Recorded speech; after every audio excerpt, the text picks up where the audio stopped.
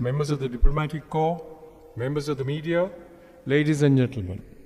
It is my distinct honor to introduce the esteemed Undersecretary for State for Public Diplomacy, Elizabeth Allen. Ambassador Allen is a tireless champion for global democracy, a voice for freedom, and a leader in the fight against disinformation and the erosion of democratic values.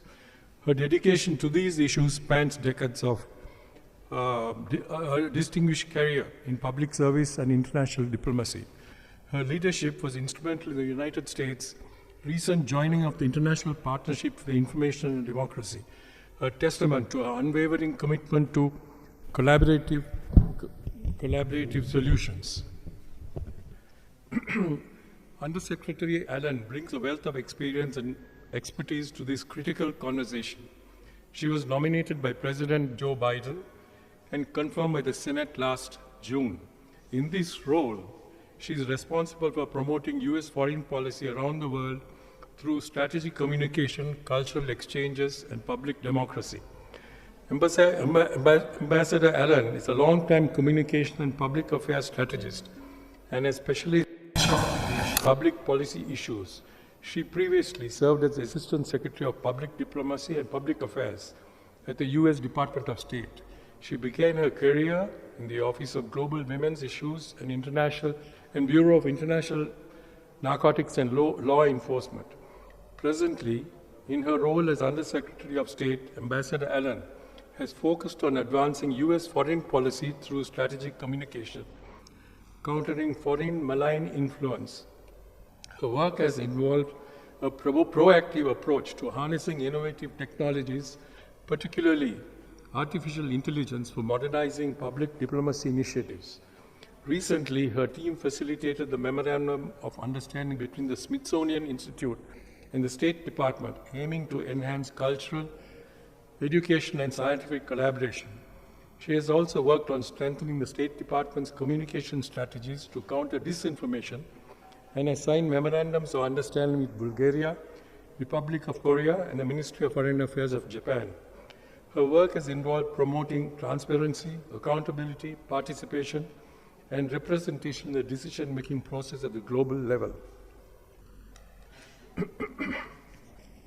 Throughout her term as Undersecretary, Ambassador Allen has traveled extensively, representing her country and engaging with foreign dignitaries, international forums, and local communities in France, Fiji, Vanuatu, Australia, Norway, Bulgaria, the Czech Republic, the Republic of Korea, Indonesia, and Japan.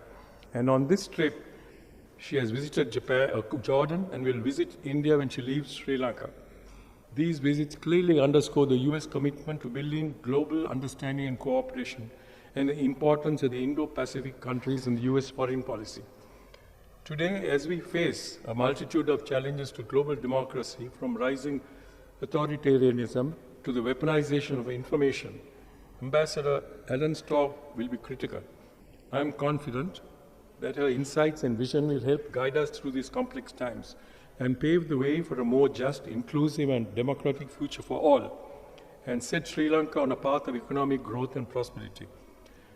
I'm sure she will also mention safeguarding personal freedom and legislation, including the Anti-Terrorism Bill and the Online Safety Act, which impact on the media and on us as ordinary citizens. It's important that we let Ambassador Allen share her thoughts with us and not necessarily point fingers at the events of the past, but rather look at the future. Welcome, Ambassador Allen. The floor is yours.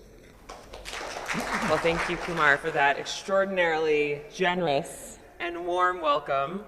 I am so pleased to be here. This is my third day of 3 days in Sri Lanka, and it is so clear that there is a very special energy and momentum here, and our job is to make sure that we build on that momentum. So in that spirit, I just want to say that it's fantastic to be here today, truly, and I want to acknowledge my partner and friend, U.S. Ambassador to Sri Lanka, Julie Chung.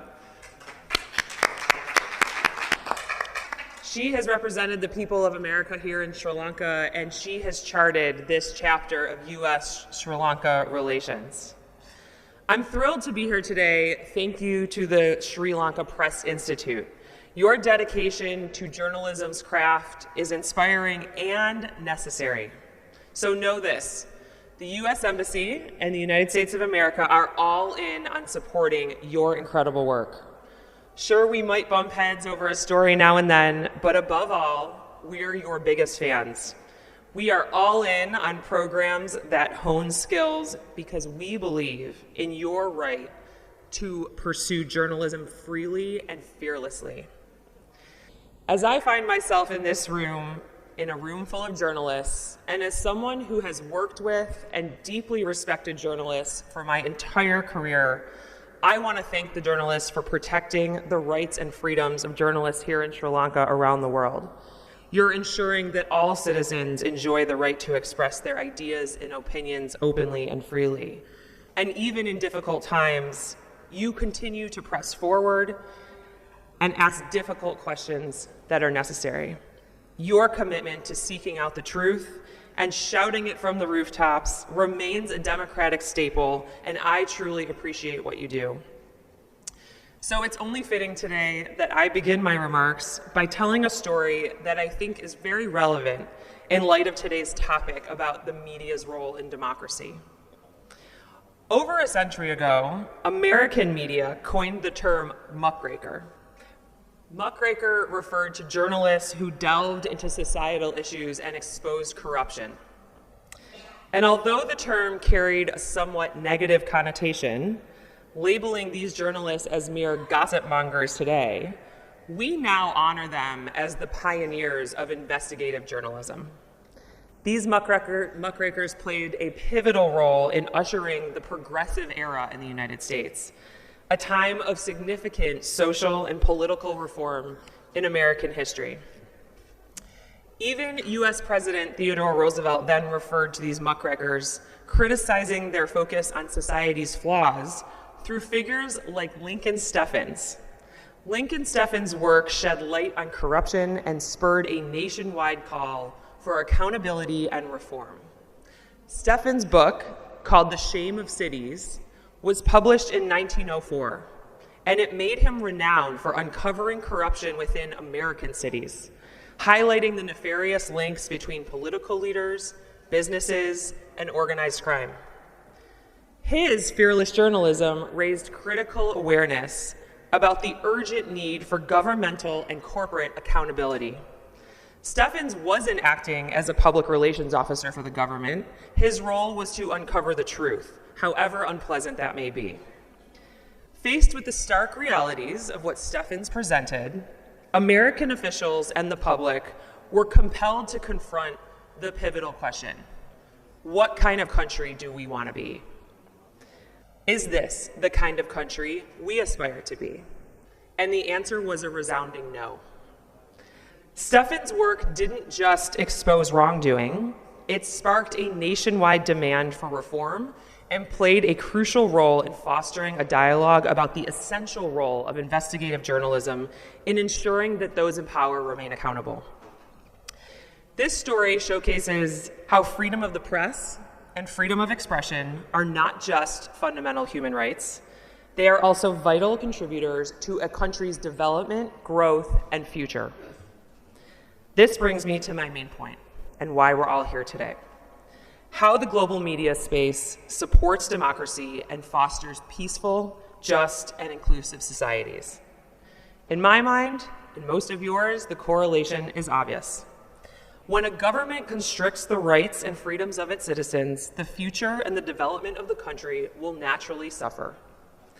Globally, we are witnessing serious and escalating challenges to media freedom. The United States stands firmly for the freedom of expression, advocating for press freedom both online and offline, and ensuring the safety of journalists and media workers worldwide. Unfortunately, these essential freedoms are under threat globally, including concerns raised here in Sri Lanka. When governments intensify efforts to withhold information from the public by restricting internet access and censoring content online, we must speak up. Notably, when Sri Lanka's parliament passed the Online Safety Bill in January, the United States voiced concerns over the potential effects on freedom of expression, innovation, and privacy, something we continue to do privately and publicly. We know it's common to hear arguments against unfettered freedom of expression. Critics claim that the media is biased, aiming to embarrass governments and undermine public trust. Others worry that without checks, freedom of expression might fuel the spread of misinformation, an issue on all of our minds. Some argue that an unchecked press can incite tension and compromise security. And there's concern that continuous reports on corruption, violence, and political strife can tarnish a nation's image, deterring investment and hampering development. But, very clearly, I believe the media's bias should lean towards the public's interest, acting as a guardian to ensure that leaders fulfill their duties. This principle holds in Sri Lanka, in the United States, and globally. The challenge of negative press, often labeled as fake news or biased journalism, is not new. For generations, governments and the media have navigated a complex, sometimes adversarial relationship.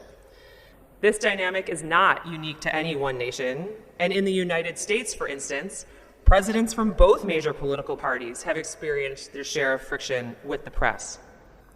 This tension is actually a hallmark of democratic societies. It plays a crucial role in fostering transparency and encouraging effective governance. It's a familiar scene we all know. Politicians and journalists engage in heated exchange, especially when leaders feel their actions are misrepresented, leading to accusations of inaccuracies and biased reporting. And I can tell you from my time in the White House with President Obama that we viewed this tension as a feature, not a bug, something to embrace as a value of democratic societies and democratic governance. The press's duty is to deliver facts as they stand, shedding light on government's achievements as well as spotlighting where their programs or policies may fall short. This transparency not only informs the public, but also strengthens a nation as it encourages constructive action and improvement. And suppressing voices only complicates matters further. Attempting to conceal issues rather than addressing them is akin to hiding a broken tool rather than fixing it. And true progress, true trust in institutions, comes from collaborative dialogue, even if it means embracing the messiness of public discourse. This was evident in mine and the ambassador's visit yesterday to a place in Colombo called Idea Hell. Idea Hell is a hub for creative minds and digital content creators, dubbed where good ideas go to die.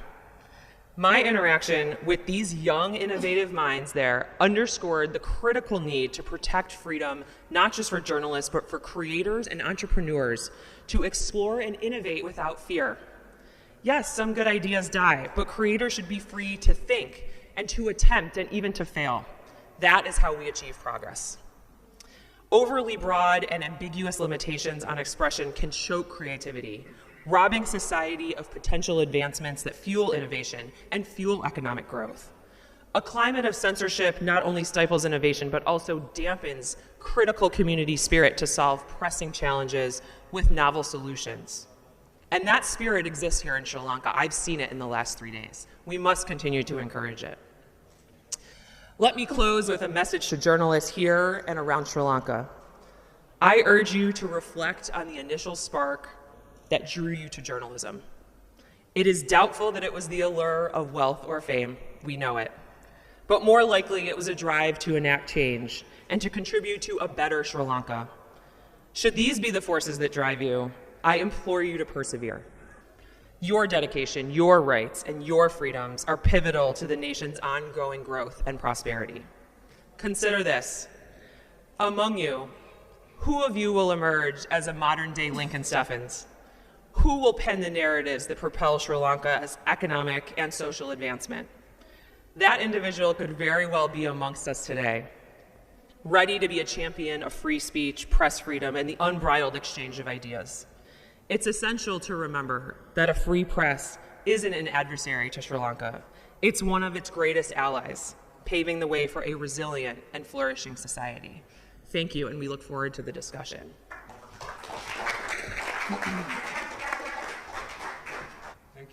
Thank you, Ambassador, for that brief but very impressive and informative talk. I'm not sure whether the audience are ready to ask questions, but I'd like to ask the first question while you get prepared. I read in my biodata about you about AI and how you're using it for public diplomacy. Could you expand on that, please? Oh, great. Well, thank you for the question, and thank you for having both of us. The question's about AI and how we're using AI in public diplomacy. So I think every person in every sector of society is thinking about what AI is going to mean for them. And there's a lot of fear involved in what AI is going to mean for all of us. And that fear is rightfully founded, particularly given the power of AI in the information space when it comes to inauthentic content, manipulated content, things like deepfakes, and the fear that AI may mean we lose the concept of truth. That's a very real fear. And so in terms of managing the risks of AI in public diplomacy, the United States is working with allies and partners around the world to advance a regulatory system that manages these risks and also pursues a technological solution to, for example, authenticating content that has been created by AI. As a technical matter, we have to get to a place where people have a sense of whether or not their content was created by a human or created by AI. And we are working with technology companies on that, while our policy colleagues work on a regulatory regime. So of course, misinformation and disinformation and deepfaked and fake content is foremost on our minds as the biggest AI challenge in the information space. But I would argue that AI actually brings an enormous amount of opportunity for those of us in public diplomacy and strategic communications. Just a couple of ways in which we're looking at using AI is to more quickly and more effectively understand narratives. I think all of us in this room, whether you're a journalist, a small business owner, an entrepreneur, a diplomat, you all need to know what's happening in the information space. You need to know what press narratives are emerging, what opinion narratives are emerging, what are influencers saying and thinking, how is sentiment developing, good or bad. And by knowing all of those things, we can better understand the space we have to operate in to make policy or make decisions for our institutions. So the quicker we can understand narratives in the media space, the better off we all are to decide on the way forward. And AI can play an enormous role in helping us do that more quickly than human hours can, right? How many of you, I would say just at our US embassies, we have staff at our US embassies who spend hours a day around the world analyzing what's going on in the media and online. But if we can equip them with an AI tool to do that, imagine what they can do with that time that they find back. They can be out there advancing public diplomacy through actual people-to-people interactions, which is the bread and butter of the power of creating relationships amongst and between countries. Quickly, I'll also just say, I think for everybody, there's enormous translation opportunity when it comes to AI. We in the United States, we translate our content, our statements, the speeches by our president, our secretary of state, our ambassadors. We translate those materials into a very small set of languages because we have humans doing it. But imagine our opportunity, anyone's opportunity, to think about translating content into a multitude of languages, to reach people around the world. It's an enormous opportunity to talk to wider audiences, more diverse audiences, and really think about how message penetration helps. Thank you very much for your presentation. I am Dharmasiri Lankapeli, General Secretary of the Federation of Media Employees Trade Union. My question is, the International Federation of Journalists, those days raised campaign, release and drop all charges against him, Julian Assange. What do you think about this campaign with affiliates worldwide, international federation? It is our idea is it is against press freedom, freedom of expression. What do you think about this? My question. Thank you very much. Well, thank you for asking the question. I can say the question about what happens to Mr. Assange is largely a question for my colleagues in the Department of Justice in the United States. But I think more broadly, certainly thinking about the commitment to transparency, commitment to media freedom, the commitment to the safety of journalists is one in which the United States rests upon. And when there are potential criminal actions involved, then that is a matter for a separate jurisdiction than those of us diplomats. But around the world, we are certainly advocating for the safety of journalists everywhere. We are working to provide legal aid to journalists. We are working to provide funding to journalists. And we will continue to do so as part of our policy platform. This year is not only for Sri Lanka, but for around the world, as well as in the US, an election year. And we know not just AI, but in the cyberspace, there has been a lot of manipulation, and we can see that as we can take a prime example, the 2016 election in the United States. So now it's 2024, so it's been it's almost going to be a decade now. Has there been any tools developed to counter such election manipulations, not just in the US, but around the world to an extent? So now Sri Lanka is strategically located in a place where elections matter. And I believe that this sort of manipulation could take place this year, as well as in the US as well. Has there been any tools, measures, programs being developed? Thank you. Thank you so much for the question. Yes, this is the year of elections around the world. We are certainly working with our partners and allies to think about what kind of capacity building we can contribute to ensuring free and fair elections, timely elections, and that includes both structural and information space solutions. A couple thoughts on the information space, and then I'll turn to the ambassador. One of the things that the technology companies themselves are starting to do is recognize their role in this election cycle. And the United States does not ask them for specific policies. We do not moderate content on any social media platforms, but certainly the United States and governments around the world are regularly in touch with the platform so that they can make their own terms of use, their own terms of engagement evolved in a way that does help protect against free and fair elections. And so, protect free and fair elections. And so one of the things that, for example, some of the tech companies are doing is limiting on their own algorithms the type of political content that might get misused or that could be ripe for disinformation. But more broadly, one of the things the United States is doing, and one of my teams, the Global Engagement Center, is working with governments around the world to have a better analytical capability to detect mis and disinformation. Because so often, the speed at which information travels is beyond our ability to catch it and analyze it. And so that capacity building for analysis alone is an area in which we're concentrating. I would also just offer that as we think about the information space and as we think about countering disinformation, it's so hard to often refute something that's already in the public domain given the power of first impression. And so while it is incumbent upon us to call out lies, to call out mistruths, and counter them with factual information, it's also critically important that we think about making the information space healthier to begin with. And so one of the things that the United States works on with partners and allies around the world is actually how to think about a more proactive, robust, comprehensive strategic communication strategy to make the information space itself healthier and thus decrease the likelihood that disinformation would spread as the only narrative to fill a vacuum. So we're thinking a lot about that. Maybe the last thing I'll mention on making the information space healthier, besides refuting lies and refuting fiction and contributing to a more healthy space with proactive communications, are two other legs of the stool. One is why we're all here today, and that's ensuring that media can remain independent and that free media are supported. And we have to remember, though, that there's a role for the audience themselves.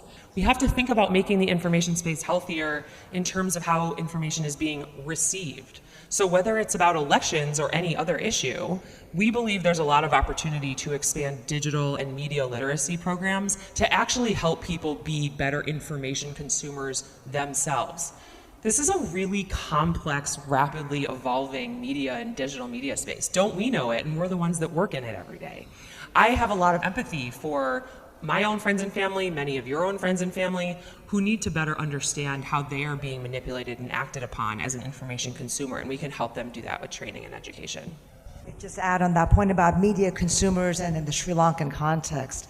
I think we've seen in the past couple of years people tend to go to their echo chambers. You go to the same 5 people that you follow on social media, go to your same group of 10 friends.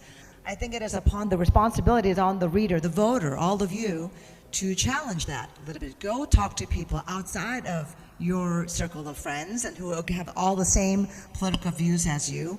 Go to a diverse range of sources, media sources, both print, radio, online, and then challenge that. I think to be a more proactive consumer of the information is critical. There's Watchdog LK, there's a number of other similar organizations that look to fact check. So being more challenging and not passively listening and taking all the information that's out there, that'd be more critical than ever during this election year. Yeah, I am Rifti Ali. I am editor of VDL.lk. It's a Tamil website. Using Right Information Act in Sri Lanka. My question is, in your speech also mentioned about the Online Safety Act. Already passed Data Protection Act. That act also is going to implement March something this year. Also that Anti-Terrorism Act is on the way. So we as a journalist, we feel is all the acts it's control the mouth of, especially for journalists and media activists. So you are a media strategist activist. So can you give some advice? How can Sri Lankan journalists work during this all the acts which are control the mouth of journalists? Well, thank you for the question. I think the ambassador and I would both welcome the opportunity to expand a little bit on the online safety bill that I mentioned briefly. And let me first start by saying that the United States does share the concerns of journalists, of influencers, of content creators, really of people everywhere, on the potential repression on freedom of expression and the stifling of dissent that the online safety bill looks to face. And we are encouraged by the amendments process. We have been offered an opportunity to give our feedback, and we have done so privately and publicly. We do share the concerns by the technology companies as well in terms of their ability to operate here in Sri Lanka freely. And that has to do just as much with their terms of service as it does with the digital economy and its ability to thrive here. I think everybody sees the digital economy as a way to continue to build Sri Lanka's economic future and to both attract investment and preserve freedom of expression. We do have concerns with the legislation as it currently stands. We think it's really important that as the amendments process for the online safety bill moves forward and as the consideration of the anti-terrorism bill moves forward before it's passed, that the conversations around that legislation be consultative. Absolutely, we have supported those discussions, including civil society, including journalists, including technology companies, including academics. We can only hope to have effective legislation if it is taken into account the equities from a variety of stakeholders, and that's something that we will continue to advocate for. In terms of what journalists can do, let me just say I have a lot of empathy for journalists operating in this current environment, given the fears surrounding the online safety bill, given, frankly, just the business models of media outfits everywhere, not just in Sri Lanka, and how challenging it is to run a profitable media business that's committed to independent investigative journalism. My only plea would be keep going. Keep going with the fortitude to know that you're providing a service to society and making institutions here stronger. And that kind of motivation is critically important. Now, of course, easier said than done, and there are some technical challenges we know that a lot of journalists are facing, including that sources are afraid to be attributed or to work with you. I heard that when I met with a group of journalists yesterday. Part of what I think is important is to raise the profile of the challenges that face journalists today as a matter of democratic principles and as a necessity for society going forward. And that's something the United States will continue to do in partnership with you. Something else we heard yesterday from a journalist was the chilling effect that such a potential bill could have. And this journalist told us we're going to lean into professionalism and ethical journalism, which is really inspirational to hear from that journalist. And you've heard our concerns about this online safety bill, but it really goes down to 3 categories of that. It's the process, the intent, and then the implementation. The process, which many see as deeply flawed, not taking in extensive input and suggestions from a wide variety of stakeholders. The intent, well, it's supposedly intended to combat things like pornography online and attacks against women and children. The broad definition is concerning. And finally, the implementation of it.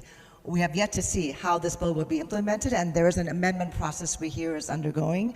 But when it's implemented, will it truly do what it says is the intent, or will it have that chilling effect?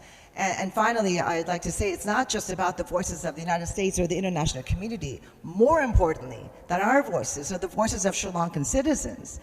A wide, broad range of tech experts, civil society, lawyers groups, private sector, many people and groups and associations, journalist groups around the country have raised their concerns about this bill. So I would again encourage those in government to listen to not just the United States or the international community, but most importantly, the voices of its own citizens. I'm Tharindu Duragedara. I'm a journalist and I'm representing here Media Employees FMETU, Federation of Media Employees Unions, and also I am trade union. As a trade unionist, I'm representing multiple trade unions, representing multiple sectors, and at the same time I'm a street protester. I was a part of the Aragale and a journalist. So here I want to ask. You mentioned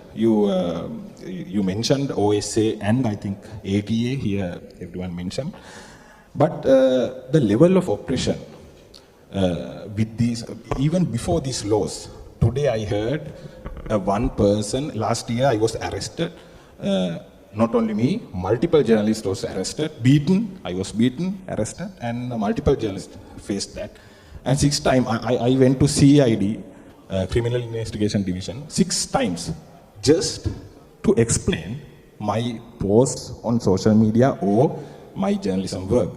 Multiple people did that, and when I was arrested, one woman, lady, posted one post against my arrest. Now that woman was summoned to Bambalapiti police station because of that post. The level of oppression is too much, and the people. I am working with the farmers, trade unions representing multiple state institutions. And the level of oppression and the government's planning to pass more than 60 laws, not only oppression laws, ATA or OSA, they are passing microfinance laws and multiple changes. They are completely changing whole structure of economy without a mandate. They don't have a mandate. We need a chance to discuss what's going to happen. But people like us, farmers, most of us are labeled as anti-state or terrorist maybe. They're directly labeled as terrorists. Now they are passing ATA. Maybe we can label it as terrorists. So I think these things, journalists are attacked on streets, and these things are connected to the reforms that government is doing without people's mandate. Maybe all the structural changes government is doing, maybe people will approve if they go to the public and get the mandate. So how do we, so without addressing the whole changes and the structural changes government is doing, maybe with IMF support, maybe with US support, the whole structural changes, without people's mandate, they are going to international institutions. They are taking, and they are saying, because IMF is saying we have to do this or that, because creditors are saying we have to do this or that. So without going to people, without people's mandate, they are changing. We are against some of the changes, then we are going to get oppressed. So I think we don't have like basic fundamental right of saying what to do with our country. What is our future? We have to decide it. They can't decide it with IMF or US. They can't decide it. And so I will quote Malcolm X. We are oppressed, we are exploited, we are denied not only civil rights, but basic human rights. We are denied of that, all of rights. I think this is part of that. So what's your opinion about the whole changes government is doing without people's mandates? I think they need to go for people's mandate. Without that, they can't do anything, I think. First and foremost, of course, the protection and safety of journalists, the freedom of expression, being able to report freely is critical. So as the Undersecretary said earlier, maintaining that, leading into that professionalism, continuing to speak out will be really important, especially during this election year. We've seen a number of editorials, investigative journalism ongoing, even in the past few weeks, that have been impressive and courageous, and we're glad to see that is continuing to thrive. But secondly, also about the various legislations that's coming into play. The United States has said this repeatedly, that economic reform and economic recovery must go hand in hand with democratic reform and governance recovery. So the two things cannot be separated. I think many times there's a focus on these IMF reforms and the policies that the Sri Lanka has agreed to do because it's good for its macroeconomic stability and to not fall back into some of the bad habits of the past that led into debt distress. But keeping that in mind while undergoing these reforms, making sure it's transparent, making sure it gets to the core of the cause of the problem, which is anti-corruption, transparency, good governance. That all goes along with the democratic governance part, not just a technical economic policy part. So we believe those two are greatly intertwined. And at a time, as you say, when many people in Sri Lanka are still suffering, you're not out of the woods yet. There's still a lot of challenges with the recent economic burdens that the common people are facing every day. How can the government then implement these reforms at the same time be able to protect the most vulnerable and communicate clearly the intent of these reforms?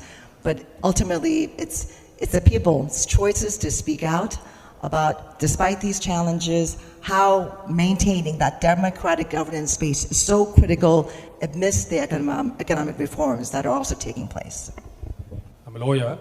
I'm Sanjay Wilson Jayasekara, and also I'm editor of the Socialist.lk. I just have one question from you. You are speaking about freedom of expression and journalism, and also about their safety. In Gaza, Zionist Israel has killed over 24,000 Palestinians since October 7. Over 130 journalists have been subjected to targeted assassinations of IDF, including Al Jazeera journalists, along with their entire families. But your government has been fully supporting the Israel's genocide in Gaza and has said no red lines for the massacre, even extending to bombing in Rafah. So it is reasonable to question your government's advocacy of diplomacy on the one hand and the active engagement opposed to fundamental democratic rights. I say this is hypocrisy. What is your government's defense against this allegation? Thank you. Thank you so much for the question and for raising this. The events in the Middle East and what's happening in Gaza are on the top of all of our minds right now. And my own Secretary of State, Antony Blinken, and the President are working day and night exactly on this issue. Let me say a few things. As Secretary Blinken has said, we are not choosing between defending Israel and protecting Palestinian lives. We are working towards both of those things. And we have been clear, let me be clear today, that too many innocent Palestinian lives have been lost. Too many Palestinians have been killed. Too many children have died. And we are absolutely working not just on bringing more humanitarian aid to the Palestinian people in Gaza, but also pressing the Israelis, working with the Israelis to make clear that how they do their military campaign matters very much, and that there need to be more protections taken to protect civilian lives. We have said that, we will continue to say that. And at this point, our diplomatic focus is on getting a hostage deal to lead to a temporary cease in fighting. We believe that that is the only way to find a step forward, to find the way forward, is to hope for a temporary cessation of fighting so that all parties can continue to talk. One of the most important roles that the United States is playing is a convening role, is in making sure that Arab leaders and Israeli leaders continue to come around a table and talk. Those discussions are needed to find the way forward, and we are working very actively at a hostage deal to be able to create space for those conversations, to reduce the civilians that are being killed, and to bring more humanitarian aid into Gaza. And ultimately, we believe the only way for there to be lasting peace and security for Palestinians and Israelis alike is to have an independent Palestinian state alongside the state of Israel. And so that is at the very core of what we hope to see going forward. It is certainly the most complex challenge that we're facing right now, but we have to believe that that is possible, and that's the goal we're working towards. Thanks for raising it. Undersecretary, I am Prasad from National Television, Rupvahini. Social media became a wide topic in this forum as well as now in Sri Lanka according to this online safety bill. And in the United States, recently a House committee convened all the social media bosses where Mark Zuckerberg had to make a public apology from a group of victims. So with that, what can you say about the US government's policy and the recent developments on social media, especially about these harmful effects as well as the behavior of social media? Sure. Thank you for the question.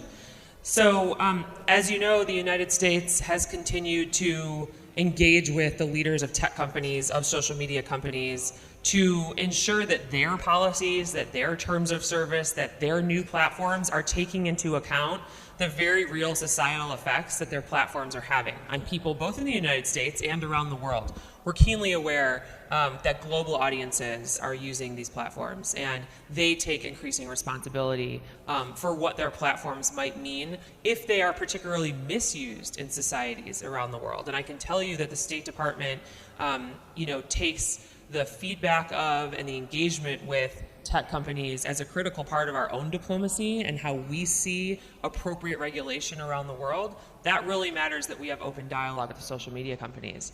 I would offer that the social media companies are in touch with us in particular on how to curb hate speech and violent speech. And what we're seeing in the information space is a proliferation of mis and disinformation that in my view is never going away and will likely only get worse with AI.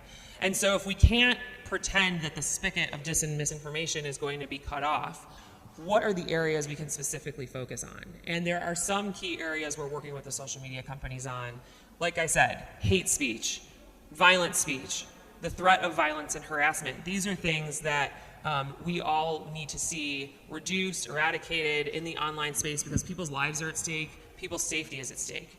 The other area in which we're really focused on is the misuse of the information space, the willful manipulation of the information space by our adversaries.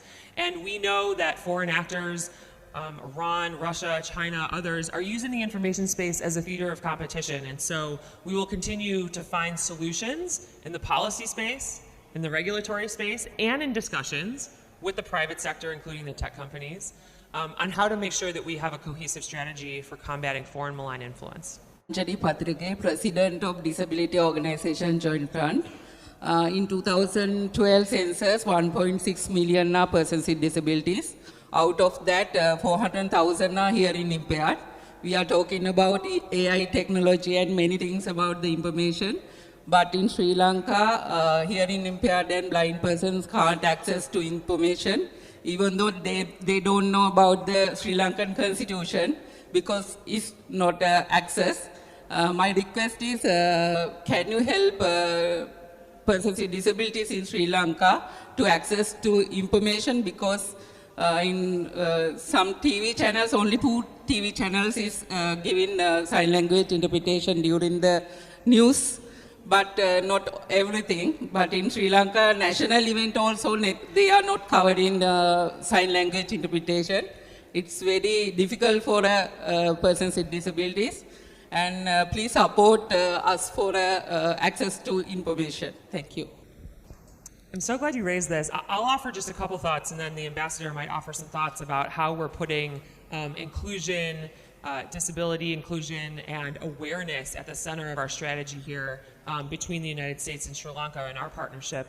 I will just say, thinking about putting disability rights and focusing on ability has been central to the Biden administration's foreign policy agenda. We have the first ever special envoy for disability rights now working at the State Department. And I'm thrilled to say she's actually going to be visiting Sri Lanka in the next few weeks. Her name's Sarah Minkara. She's an excellent colleague of mine. And she has been someone who's been able to sit down with governments and NGOs and civil society and say, how are we going to advance the human rights of those with disabilities, both seen and unseen? which I think is a critical point.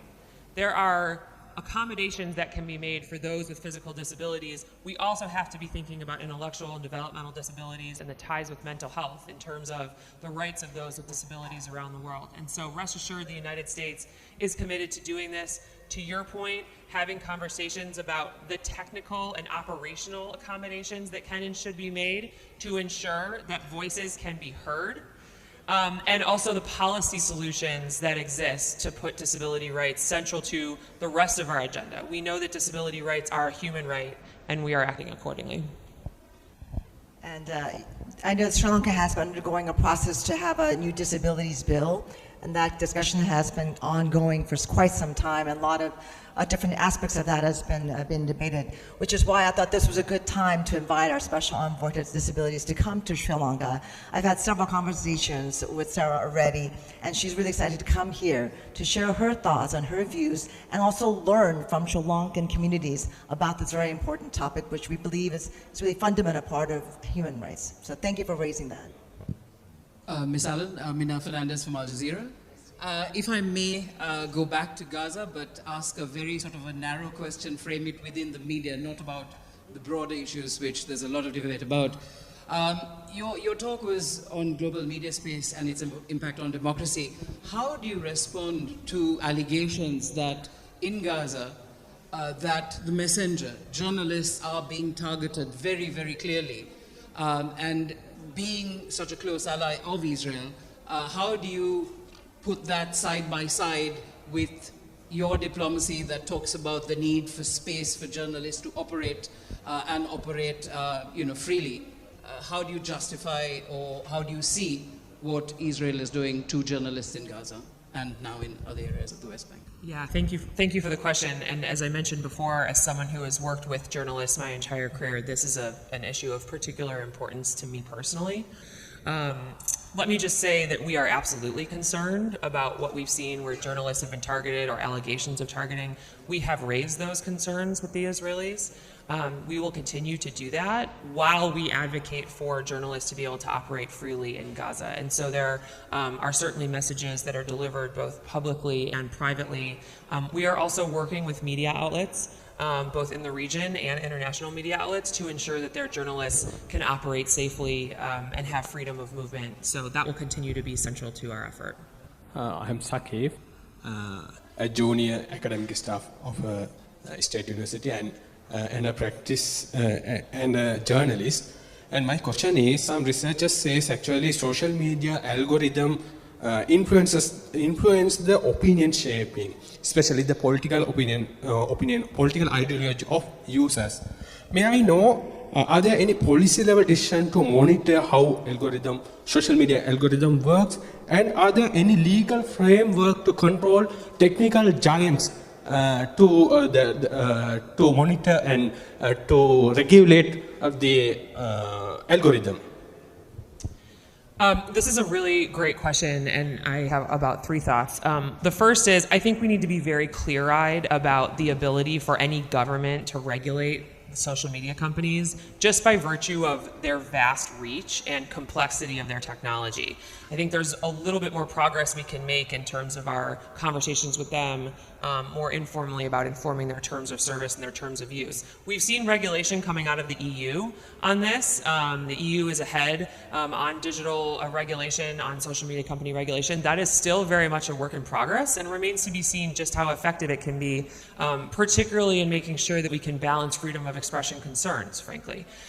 So the United States has not legislated this. I think that our best chance for constructive cooperation on how they may approach their technology is, like I said before, through conversations between them and governments around the world.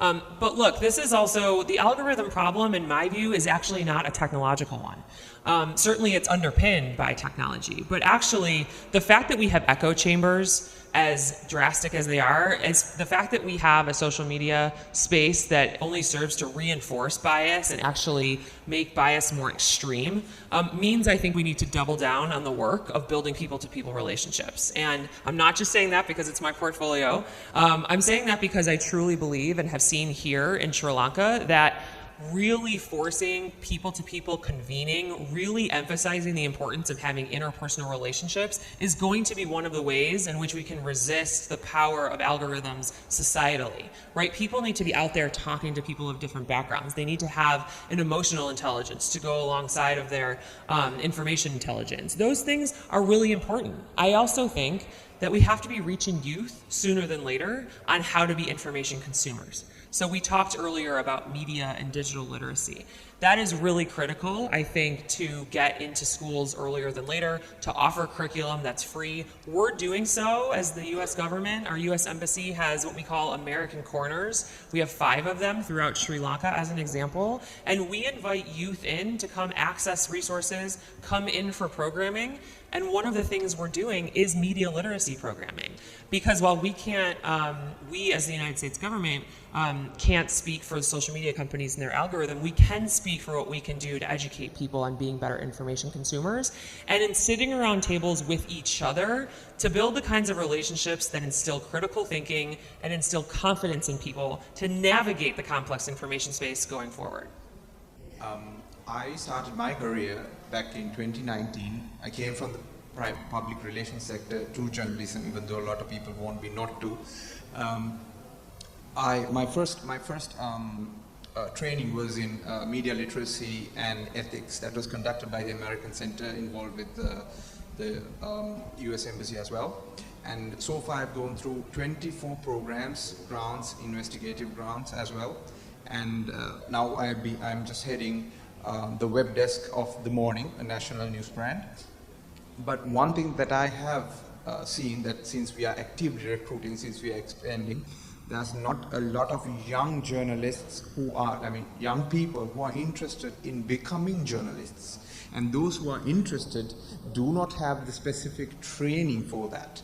And I have identified that this negativity towards coming to this career is because mainly it's financial. Yeah, the pay is very low. The other thing is that the responsibilities outweigh the benefits. And it's very hard to convince a young person who's straight out of school or straight out of graduate to becoming a journalist. It's other people like myself who come from different other industries to journalism. There are no, like back in the day, straight out journalists. And the other thing is, in Sri Lanka, we do not have a journalism degree. There are there are programs conducted by the Sri Lanka Press Institute and other institutes as well, but there are no formal qualifications to becoming a journalist in Sri Lanka. And I believe, and this is one of the most concerning things in Sri Lanka, and in the future I believe there will be less and less young people interested in becoming journalists. And I request, and as a product of what the American people has given to Sri Lanka, I could tell you that I am also a product, and I'm just saying, putting it out. I don't care if someone brands me or labels me, but still, we do not have enough training, enough funding to churn out more journalists in Sri Lanka. And I believe so far in the past 5 years, these programs have put out enough people to voice their concerns about democracy and what's happening in this country.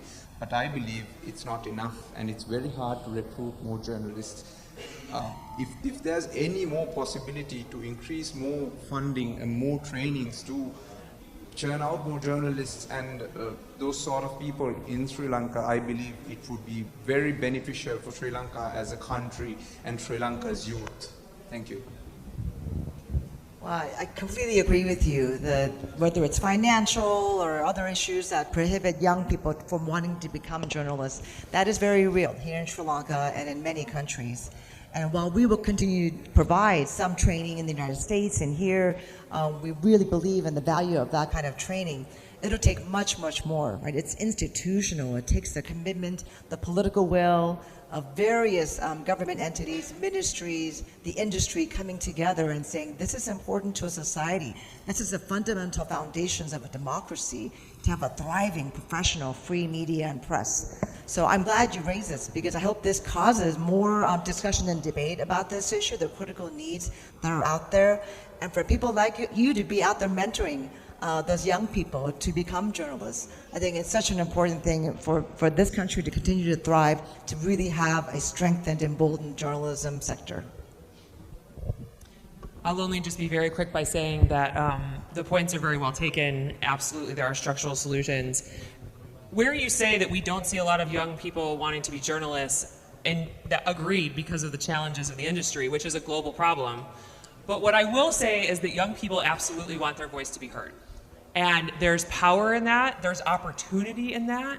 And so as we think about how to enable the next generation and chart the kind of future that you want to see here in Sri Lanka, part of it begins with seeing young people, helping them realize the power of their voice, provide them with training, solutions, and skills to exercise that voice, alongside advocacy, as we've talked about here today, for legislation and structural solutions to allow for freedom of expression, while we work on the health of the journalism industry. But at the core of it is making sure that people still feel like their voice matters, can be heard, and can be expressed. And that will continue to be our goal. I'd like to add to that, at the Sri Lanka Press Institute, we have a College of Journalism, and we are trying very hard now to revive it and take it forward, because for the very reasons that you mentioned. I'd like to thank